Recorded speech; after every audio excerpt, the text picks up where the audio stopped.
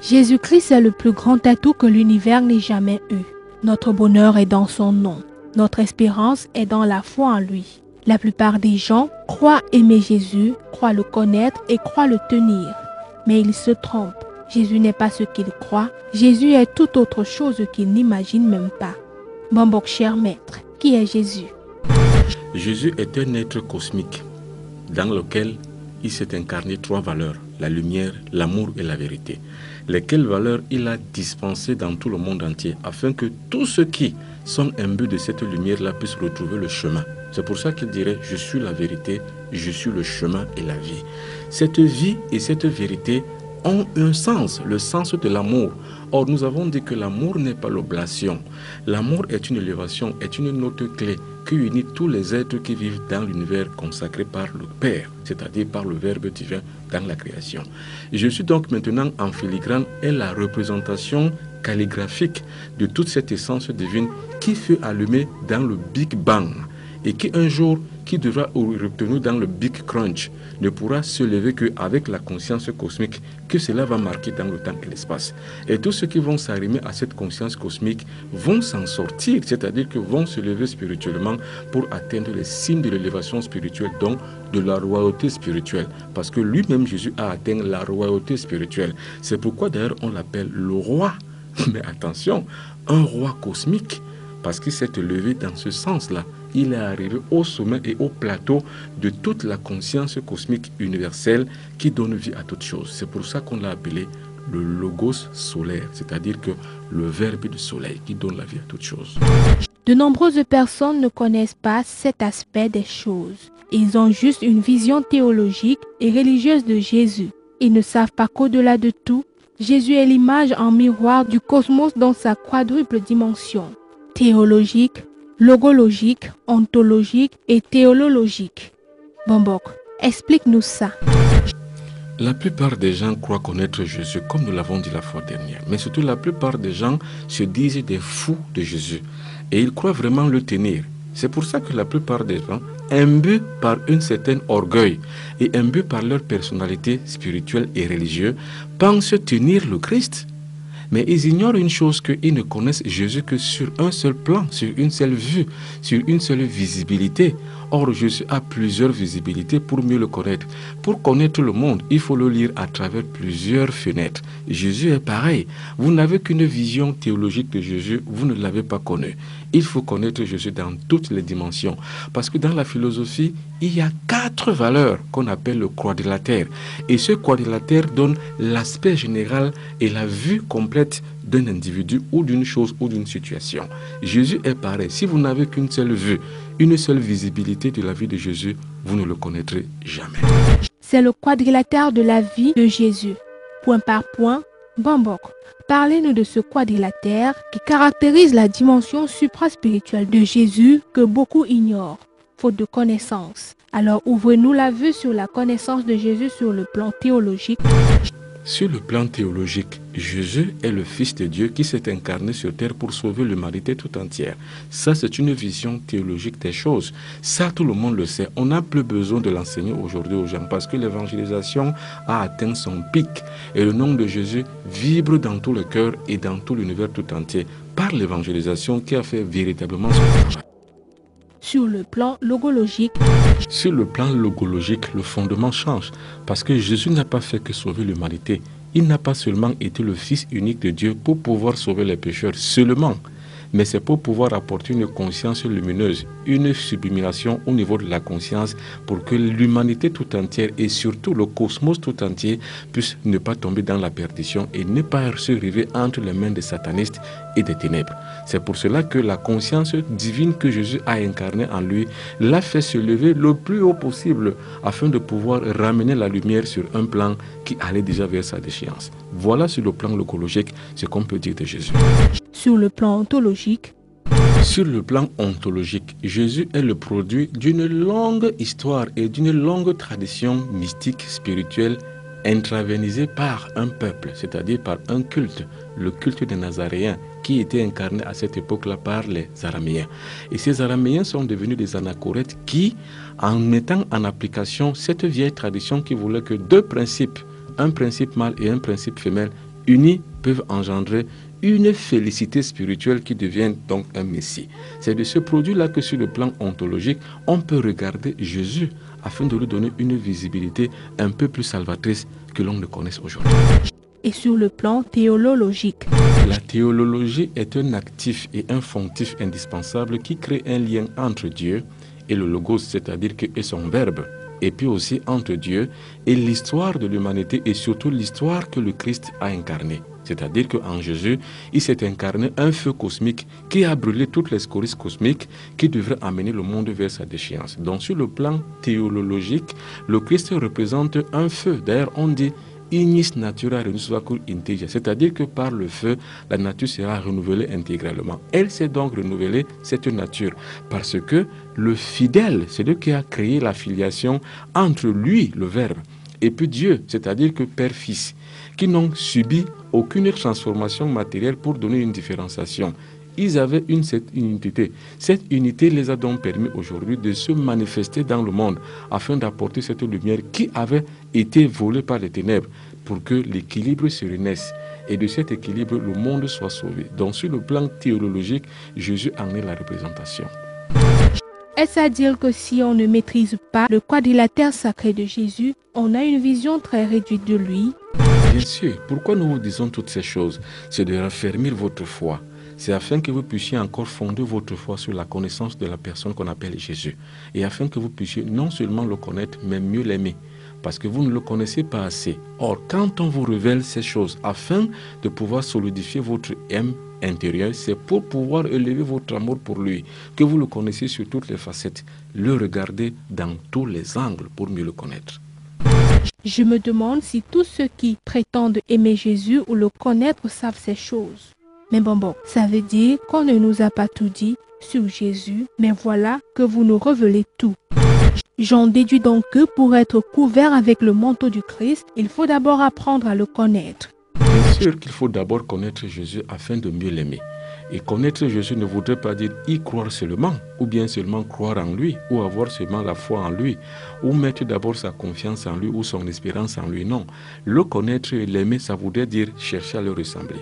Parce que quand on met seulement sa foi en lui, ou l'espérance en lui, ça veut dire qu'on ne fait plus rien.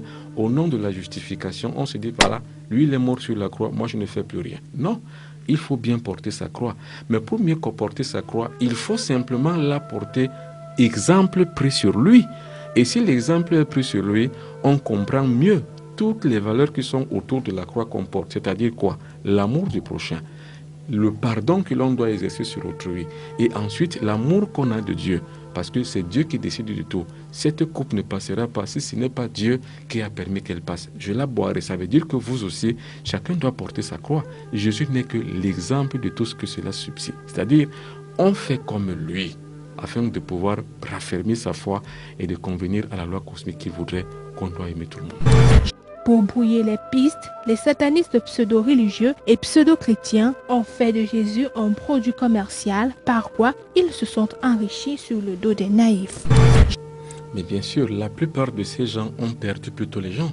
C'est-à-dire que la plupart des faux pasteurs et des faux prêtres ont perdu les gens en les faisant plutôt croire en un Jésus commercial. C'est-à-dire qu'en un Jésus qu'eux, ils ont créé afin de pouvoir escroquer les autres. Mais je ne dis pas que tous les prêtres sont comme ça. Il y a des bons prêtres, il y a des bons pasteurs qui font correctement leur travail. Mais à côté de ces bons pasteurs et de ces bons prêtres, il y a des aventuriers qui ont plutôt perdu les gens dans des divertissements qu'ils appellent l'évangélisation. La plupart de ces gens n'évangélisent pas. Ils font un show commercial pour pouvoir gagner sur les pauvres qu'ils adoptent et qu'ils optent et qu'ils cooptent même dans leur mouvement. Alors maintenant, pour avoir le manteau de Christ, il faut sortir de cette lexicographie. Il faut rentrer maintenant à la connaissance de Jésus dans la conscience, c'est-à-dire ne pas seulement voir Jésus prier devant lui, non, mais l'accepter et le mettre en soi. Pour le projeter donc en soi, il faut le boire. Et pour le boire, il faut le manger. Et quand on mange et boit Jésus, c'est une Eucharistie. C'est-à-dire que c'est un lien étroit qu'on a créé entre soi et Dieu. Parce que Jésus est un Dieu. Or, quand on rentre dans le cercle de Dieu, c'est-à-dire dans le triangle où lui-même il est assis en tant que pèlerin et parrain, la lumière, l'amour et la vérité, on a le manteau du Christ. Que voulez-vous de plus? Et si Dieu est avec vous, qui est contre vous? Personne.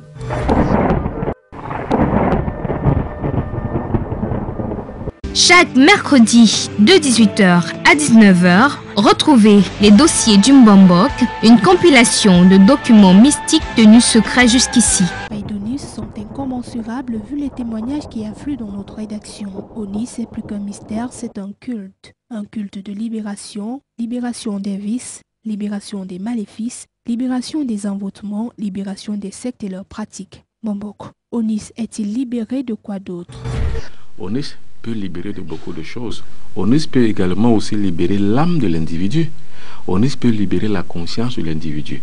Onis peut libérer la psychologie de l'individu. Onis peut libérer le corps des maladies. Onis peut libérer autant de choses que possible. Bref, autant de malins, autant de maléfices, autant de forces maléfiques, autant de maladies. Onis peut aussi arriver avec autant d'efficacité pour les détruire et les anéantir. Vous dites qu'Onis est plus qu'un mystère, c'est un culte. Onis serait-il un dieu, une divinité ou une simple entité dont le but est de désenvoûter les maléfices? Onis n'est pas un dieu. Il n'y a pas un culte spécifique à Dieu. Onis, non. Il y a un seul Dieu qui est le Dieu unique. C'est le Dieu qu'on appelle le Dieu de l'univers, l'énergie cosmique, celle qui a donné vie à toute chose et celle en qui nous avons le mouvement et l'être. C'est lui seul qui est le Dieu vivant. Et le seul culte qu'on doit rendre, c'est au Dieu vivant. On ne rend pas un culte à Onis, mais on dit simplement que dans le monde astral, dans le monde occulte, il y a les esprits malins, il y a les mauvais esprits, il y a aussi les esprits bons, il y a les anges par exemple, il y a les démons. Or, Onis est l'antithèse du démon qui s'occupe de l'envoûtement et de tous les maléfices. Ça veut dire que quand on prononce le mot de l'esprit maléfique qui est responsable des envoûtements et des maléfices, alors Onis, lui, avec la vibration magnétique qu'il a, annule complètement toute cette façade et complexe pratique de la sorcellerie. C'est donc en cela que tient les vertus thérapeutiques d'Onis. Mbombok, nous n'allons plus vous demander de nous parler du contact que vous avez eu avec Onis ni pourquoi. Vous nous l'aviez déjà dit, mais notre attention est surtout attirée par ces miracles. Et notre envie est de vous demander combien sont-ils encore comme Onis qui rendent un immense service à l'humanité. Peut-on les connaître un jour ou les contacter comme vous? Bien sûr, tout le monde peut contacter Onis, c'est-à-dire que tout le monde peut entrer en contact avec Onis. Mais rentrer en contact avec Onis ne voudrait pas dire que avoir une fixation dogmatique sur Onis, non, c'est pas ce que ça veut dire. Ce n'est même pas un blasphème, c'est simplement une manière de lever son esprit afin de contacter les vibrations supérieures, lesquelles vibrations se situent ou bien vivent et l'entre même de certaines entités spirituelles, certaines divinités comme les anges. On peut dire que Onis est une espèce d'ange, ange de la pureté, ange de la purification, ange de lumière qui apporte soulagement avec ses vertus thérapeutiques sur le corps malade et malade de maléfices et d'envoûtements divers. Donc on peut dire que tout ce qui a trait à la sorcellerie est annulé complètement par Onis. Mais Onis n'est pas un dieu, ce n'est non plus pas une divinité supérieure, non, c'est simplement un ange dans l'aspect bon de la vibration spirituelle hautement élevée sur l'échelle cosmique qui peut donc apporter ses vertus thérapeutiques parmi le monde et aider les êtres humains qui sont en souffrance. Nous savons comment confectionner l'eau d'Onis à boire. Mais vous nous apprenez aujourd'hui qu'il y a un autre rituel d'Onis, rituel du bain d'Onis. C'est pour dire combien les merveilles d'Onis sont grands. Il n'y a pas que le rituel de l'eau d'Onis, mais il y a aussi le rituel du bain d'Onis. Ça veut dire que on se baigne non pas seulement avec eau, mais on se baigne l'eau dans laquelle l'Onis a été purifiée, a été magnétisée. Cette eau-là peut constituer comme un moyen de destruction des lianes maléfiques qui nous encerclent, qui nous entourent et qui nous lient aux forces et aux plans supérieurs magiques et maléfiques. Par exemple, le fameux du type 2, se baigner avec l'eau d'Onis va vous permettre de couper tous les lianes. Par exemple, toutes les personnes qui rêvent la nuit qu'on leur fait l'amour, ils peuvent faire un bain d'eau d'Onis, c'est-à-dire qu'ils font l'eau d'Onis normalement comme on l'a dit, mais sauf que au lieu de la boire cette eau, ils vont plutôt se la laver, c'est-à-dire ils vont laver leur corps avec l'eau d'Onis. Par contre, ceux qui ont fait le rituel d'Onis ou devaient boire des gorgées, ce sont des envoûtements qui sont internes, qui ne sont pas sur le plan invisible, mais tout ce qui est sur le plan invisible, on n'a pas seulement besoin de boire de l'eau d'Onis, mais on doit aussi se laver avec. Parce que se laver avec l'eau d'Onis, c'est couper les liens du monde de l'au-delà. Puisque nous sommes sur les sectes et les pratiques sataniques, y a-t-il un lien subséquent? il y a un lien subséquent avec le bain d'Onis. C'est-à-dire que si vous avez par exemple une victime de maladie mystique, ou bien vous êtes vous-même victime d'un fameux de type numéro 2, vous pouvez vous en défaire seulement avec l'application du bain d'Onis. C'est ce qu'on appelle le rituel de bain d'Onis. Vous faites le rituel d'Onis, mais sauf qu'au lieu de boire de cette eau, vous allez plutôt vous laver de ça. Cela permet que si l'on vous a amené dans le Famla, ça va se couper. Si vous voyagez la nuit pour aller déranger les gens ou aller travailler dans un champ de Famla, ça va se couper. Si alors même vous voyagez la nuit pour pouvoir aller vivre une vie parallèle dans le monde astral et être une victime de Famla, ça va se couper. Donc il y a un lien subséquent entre le rituel de bain d'Onis avec le Famla. Le rituel de bain d'Onis détruit complètement les liens du Famla. Merci maître. Nous savons déjà que l'eau d'Onis peut aussi être confectionnée en vue d'un bain de libération contre les maléfices et surtout le Famla. Mais venons-en aux faits. Comment faut-il procéder? Pour avoir le rituel de bain d'Onis, c'est plus simple. Ça veut dire quoi? Vous prenez seulement un seau d'eau. Je dis bien, vous prenez un seau d'eau. Vous le remplissez d'eau, l'eau à laquelle vous vous lavez. Que ce soit l'eau de source, l'eau du robinet ou de n'importe quelle autre eau, vous remplissez le seau d'eau. Et quand vous avez donc ce seau rempli d'eau, pareil, mais prenez une pincée de sel, rajoutez-y.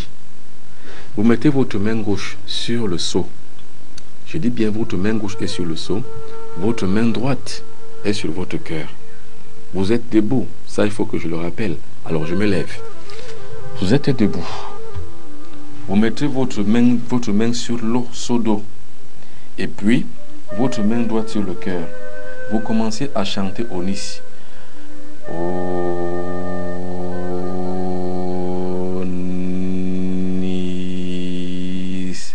Vous chantez Onis 9 fois de suite. Et une fois que vous avez chanté Onis 9 fois de suite, vous vous lavez de ce seau d'eau. Or, qu'est-ce qu'il faut faire? Il faut se laver pendant 9 jours durant. Et je dis bien, quand vous faites le rituel de bain d'Onis, vous vous lavez comme ça 9 jours durant. C'est-à-dire que chaque jour, vous faites le rituel d'Onis. Je rappelle, vous mettez de l'eau dans le seau. Ça doit être l'eau minérale, non pas l'eau minérale, mais l'eau de source, l'eau de puits, ou l'eau de forage, ou l'eau du robinet. C'est comme vous voulez. Une fois que vous avez mis cette eau-là dans le seau, pour la magnétiser avec le rituel d'Onis, vous prenez une pincée de sel, donc une main de sel de cuisine. Vous mettez ce sel de cuisine-là dans votre eau. Vous vous levez, votre main gauche au-dessus du seau d'eau, votre main droite sur le cœur, vous chantez Onis 9 fois. Onis.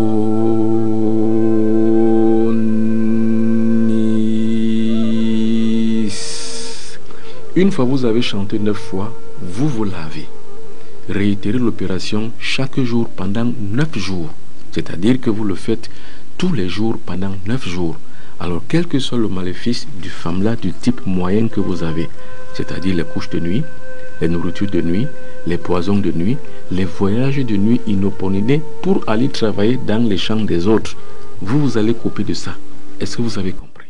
Le Famla est une institution satanique bien ancrée dans nos mœurs. Mais aujourd'hui, avec Onis, une parade imparable se dresse sur son chemin. Il faudrait désormais compter sur le rituel du bain d'Onis pour lui barrer la voie.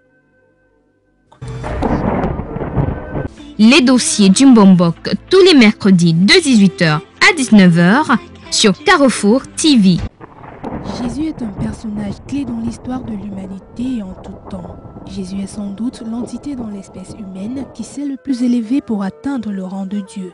Jésus était un Dieu, Jésus est un Dieu et Jésus sera un Dieu à jamais. Sa grandeur surpasse l'entendement humain. Mbombok, dans Carrefour des mystères, nous pensons qu'il est le plus gros atout dans notre libération du joug de l'esclavage satanique. Bien sûr, dans Carrefour des mystères, nous nous sommes fixés un objectif. Non pas seulement apporter la connaissance aux gens, mais aussi mettre les gens dans l'expectative de la croyance spirituelle et de la pensée libérée.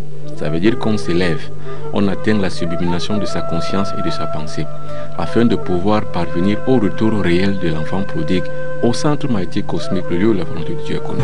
La plupart des gens parlent de Jésus sans véritablement ni le connaître, ni connaître le but de sa mission terrestre. On parle souvent de Jésus dans certains cas, comme d'un produit commercial. Ceux qui donnent l'image colorée du Christ exploitent le peuple et les masses populaires.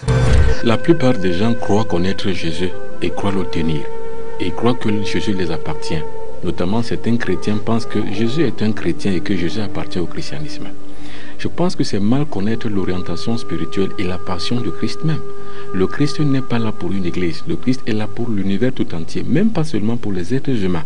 Parce que sa lumière et la quintessence de sa passion ont engendré une nouvelle forme de vivance vitale sur le monde, dans le monde et dans le cosmos. Ceci est donc en fonction de l'application de la loi cosmique dans le renouvellement des cycles de vie. Et c'est dans ce genre de cycle de vie que Jésus a renouvelé, qui a fait l'effaction même de sa propre mission terrestre. Et voilà, c'est de ça que nous pensons dans Carrefour des Mystères quand nous parlons de Jésus. C'est une entité hautement spirituelle, divine, qui a atteint l'élévation spirituelle propice à pouvoir sauver le monde. En ce qui nous concerne, sur le carrefour des mystères, Jésus est incontestablement le plus grand maître de tous les temps. Il y a une raison à cela, Mbombo. Incontestablement, Jésus est l'entité, l'être le plus élevé de tous.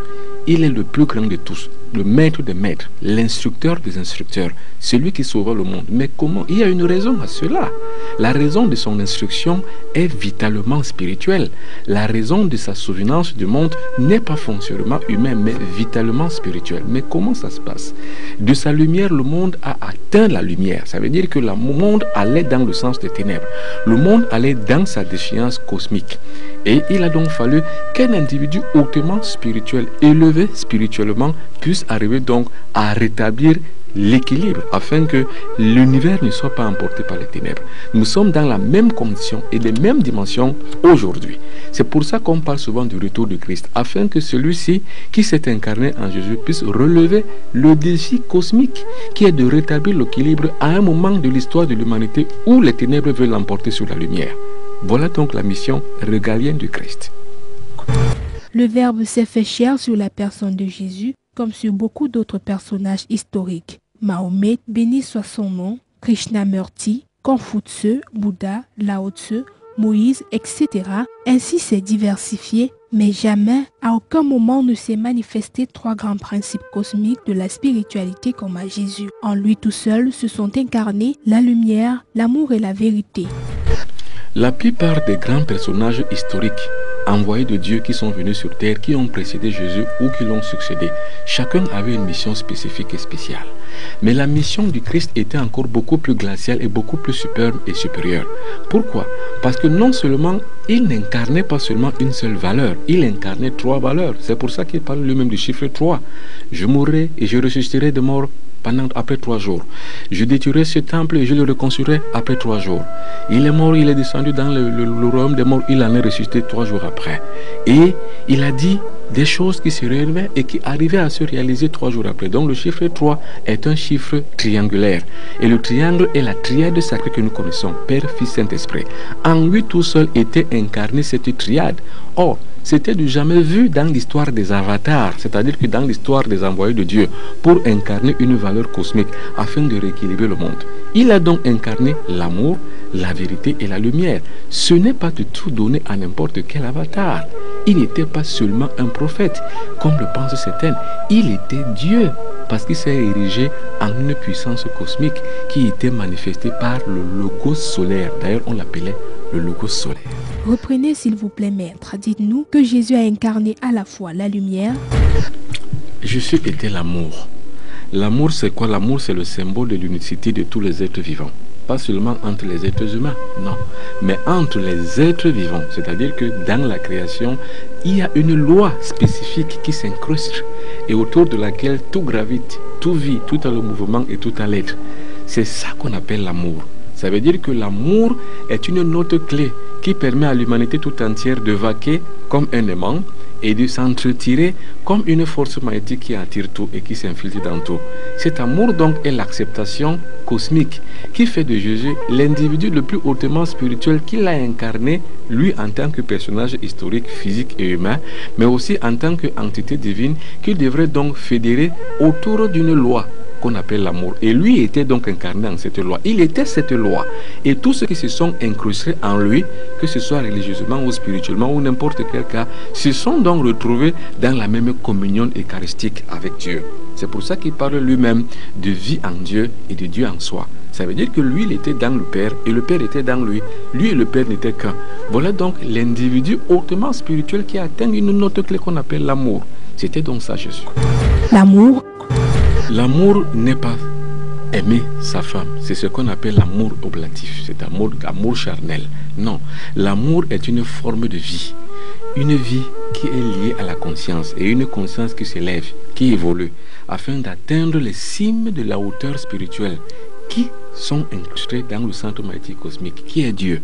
Et donc c'est ce Dieu donc là qui peut s'incarner dans le Verbe, et que ce Verbe-là s'incarne dans la chair, afin que la chair puisse fédérer autour d'elle une force vitale qui peut faire en sorte que les êtres humains puissent voir la lumière, cette lumière dont nous avons tous besoin pour pouvoir vivre et pour pouvoir arriver à nous élever spirituellement. La vérité. Être la vérité. Définir la vérité est différent de dire la vérité. On peut dire la vérité, c'est qu'on a simplement été honnête d'une situation qui arrive. C'est-à-dire que vous voyez une chose, vous la décrivez telle qu'elle. Mais la vérité, c'est autre chose. La vérité, c'est l'état exact. C'est l'exactitude de l'existence. C'est l'exactitude de la lumière et l'exactitude même de la conscience cosmique. C'est-à-dire que la loi qui s'interpose entre les différences que les êtres humains ont entre elles et puis la vérité que cette loi-là incarne et représente à l'échelle cosmique. C'est ce qu'on appelle la vérité. Vous voyez donc un individu qui l'incarne en lui. Vous devez comprendre que cet individu est hors norme, hors pair, hors hiérarchie, d'une élévation incommensurablement grande. On ne peut pas arriver à comparer cette lumière, cette vérité, et on ne peut jamais arriver à comparer cet état des choses avec autre chose. Et nulle part ailleurs, on ne peut le trouver dans le monde. Parlant du rituel des trois Jésus, qu'en est-il exactement? Et c'est de là que part la symbolique du rituel des trois Jésus. Quand on parle des trois Jésus, on ne dit pas que Jésus, il y avait trois, non. Il n'y a qu'un seul Jésus, mais seulement il y a trois appropriations spirituelles autour d'une seule personne ou bien d'une entité divine qu'on appelle Jésus. Et quand on parle du rituel des trois Jésus, ce n'est qu'une appellation du rituel, parce qu'il faut bien qu'on lui donne un nom à ce rituel. Le rituel des trois Jésus, ça veut dire que ce rituel-là incarne en lui tout seul la vérité, la lumière et l'amour, qui sont le triade sacré que Jésus a incarné, donc qui sont les trois formes de vie vitalisées et vitalisantes, magnétiques et magnétisantes que Jésus a incarné durant son séjour terrestre. C'est pour ça qu'on l'appelle le rituel des trois Jésus. Mais dites-nous, maître, pourquoi parlez-vous des trois Jésus? Y a-t-il eu trois Jésus? Quelle appellation faites-vous de ce rituel? L'explication est simple. Ça veut dire que le rituel que vous faites sur les trois Jésus, comme nous l'avons expliqué, ça veut dire que vous ouvrez la Bible, là où le nom de Jésus est écrit trois fois. Vous mettez la Bible ouverte à cette page-là. Vous montez dessus. Ça ne veut pas dire en montant sur la Bible que vous faites de la Bible un marchepied. C'est pas ce que ça veut dire. C'est seulement un rituel qui fait que vous vous abreuvez dans votre corps de l'énergie vitale qui se trouve sur le passage où le nom de Jésus est écrit trois fois. Alors, donc l'appellation vaut son pesant d'or parce que Jésus incarne les trois réels principes fondamentaux qui régissent l'univers. La lumière, la vérité et l'amour.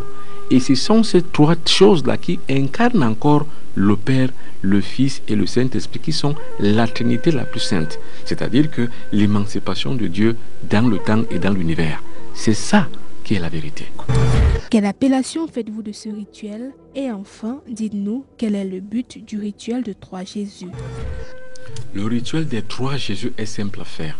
Il n'y a pas meilleur et il n'y a pas plus simple à faire que le rituel des trois Jésus. Ouvrez la Bible. Le Nouveau Testament. Vous ouvrez le Nouveau Testament, vous cherchez la page où le nom de Jésus est écrit trois fois. Que vous soyez musulman, que vous soyez bouddhiste, que vous soyez n'importe qui, nous appartenons tous à la même famille des êtres humains. Prenez la Bible parce que le rituel concerne la Bible. Que vous soyez juif, que vous soyez musulman, que vous soyez dans n'importe quelle obédience religieuse, ouvrez la Bible. C'est un livre très sacré, hautement spirituel. Vous l'ouvrez à la page où le nom de Jésus est écrit trois fois de suite. Alors, vous la déposez par terre, ouverte à la page.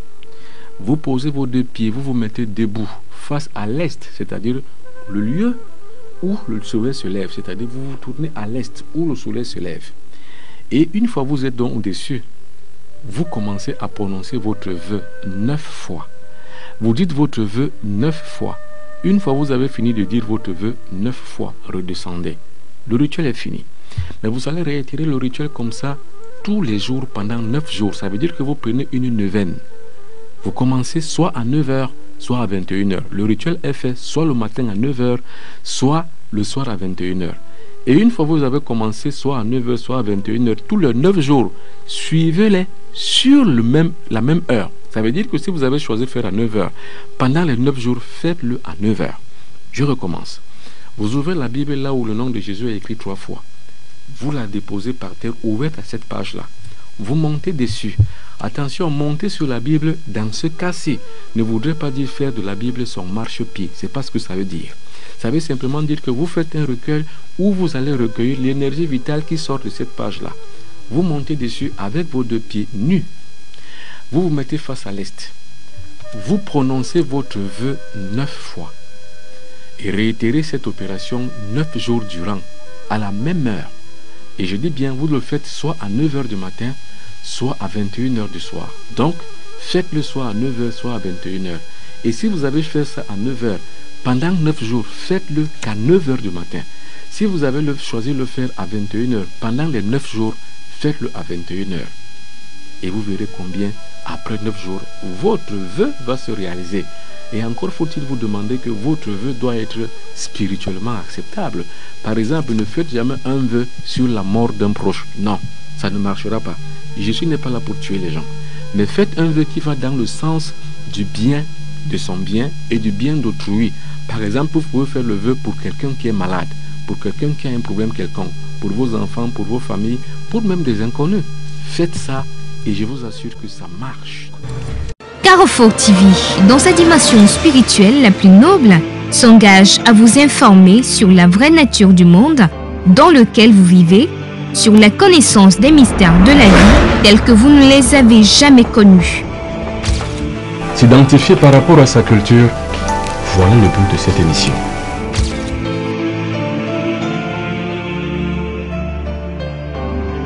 Attention, ceci est une véritable messe de réveil identitaire. Baissez les vitres, baissez les volets, fermez les portes, fermez les fenêtres. Car dans les 52 minutes qui vont suivre, vous aurez le pouvoir entre vos mains.